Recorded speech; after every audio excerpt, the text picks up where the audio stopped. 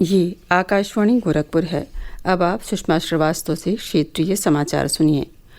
नगर निकाय चुनाव के पहले चरण का मतदान अब से कुछ देर पहले संपन्न हो गया। इस चरण में 9 मंडलों के 37 जिलों के मतदाताओं ने अपने मताधिकार का प्रयोग किया। कुल 10 नगर निगम, 104 नगर पालिका परिषदों और 276 नगर पंचायतों में महापौर, अध्यक्ष, पार्षद और सदस्य पदों के लिए मतदान किया गया। मतदान आज सुबह 7 बजे से शुरू हुआ। लोग सुबह से ही कतारबद्ध होकर मतदान करने लगे। शुरू में मतदान की गति धीमी रही, लेकिन जैसे जैसे दिन बढ़ा, रफ्तार भी तेज होती गई। मौसम ने भी मतदाताओं का साथ दिया। बादलों के चलते धूप तेज न होने से मतदाताओं को मतदान केंद्रों तक पहुंचने में आसानी हुई। शाम 3 बजे तक गोरखपुर में 33.2%, महराजगंज में 50.92%, देवरिया में 47.5%, कुशीनगर में 47.36%, बहराइच में 44.19%, गोंडा में 47.64%, वाराणसी में 32.7%, श्रावस्ती में 50.57%, प्रयागराज में 24.31%, जौनपुर में 40.8% मतदान होने की खबर है।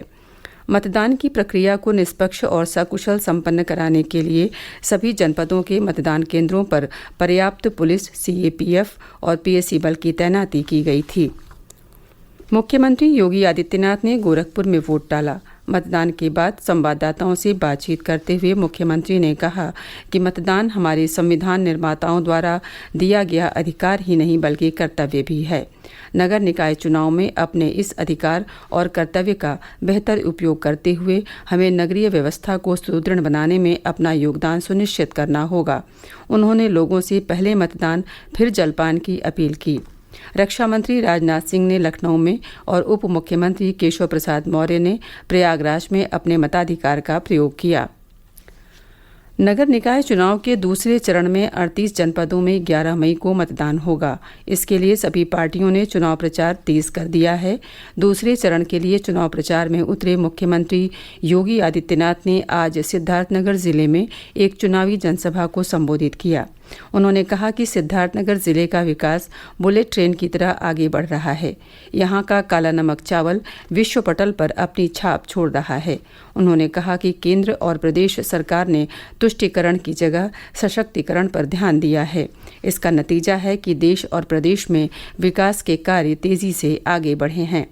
मुख्यमंत्री ने जनसभा में आए लोगों से अपील की कि वे डबल इंजन की सरकार को ट्रिपल इंजन की सरकार बनाने के लिए भाजपा के प्रत्याशियों को जिताएं। मुख्यमंत्री ने आज ही सुल्तानपुर जिले में भी एक चुनावी जनसभा को संबोधित किया।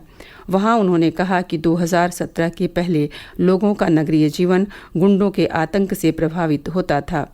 व्यापारियों से रंगदारी वसूली जाती थी और युवाओं के हाथ में तमंचे पकड़ा दिए जाते थे। हमारी सरकार ने युवाओं के हाथ में तमंचों की जगह टैबलेट दिए, शहर को स्मार्ट सिटी बनाया और व्यापारियों को बीमा सुरक्षा उपलब्ध कराई। भाजपा प्रत्याशियों के पक्ष में वोट की अपील करते हुए मुख्यमंत्री ने कहा कि केंद्र और प्रदेश की सरकार के बाद अगर नगर निकायों में भी भाजपा के पूर्ण बहुमत का बोर्ड बनेगा तो विकास के धन को जनता तक पहुंचने से कोई रोक नहीं सकेगा। समाजवादी पार्टी, कांग्रेस, बहुजन समाज पार्टी और आम आदमी पार्टी सहित निर्दलीय प्रत्याशी भी दूसरे चरण के चुनाव प्रचार में जोर शोर से जुट गए हैं। केंद्रीय स्वास्थ्य मंत्री मनसुख मांडविया ने देश भर में 100 स्वास्थ्यवर्धक और स्वच्छ भोजन सामग्री विकसित करने के लिए शुरू की गई 100 फूड स्ट्रीट परियोजना की समीक्षा की। इसका उद्देश्य स्वस्थ और सुरक्षित भोजन की आदत विकसित करना, भोजन से होने वाली बीमारियों को कम करना और स्वास्थ्य के सभी मानदंडों में सुधार करना है। फूड स्ट्रीट परियोजना को लागू करने के लिए राष्ट्रीय स्वास्थ्य मिशन प्रत्येक फूड स्ट्रीट को 1 करोड़ रुपए की सहायता उपलब्ध कराएगा। इस राशि का उपयोग पीने का स्वच्छ पानी, हाथ धोने और शौचालय की सुविधा, सूखे और गीले कूड़े के निपटान की उचित व्यवस्था पर किया जाएगा। पुलिस की स्पेशल टास्क फोर्स ने मेरठ के जानी थाना क्षेत्र में कुख्यात गैंगस्टर अनिल दुजाना उर्फ अनिल नगर को मुठभेड़ में मार गिराया है। दुजाना के खिलाफ नोएडा, गाजियाबाद, मुजफ्फरनगर समेत प्रदेश के कई जिलों में हत्या, लूट, डकैती और उगाही जैसे संगीन मामलों में एफआईआर दर्ज है। इसके साथ ही क्षेत्रीय समाचारों का ये बुलेटिन समाप्त हुआ। नमस्कार।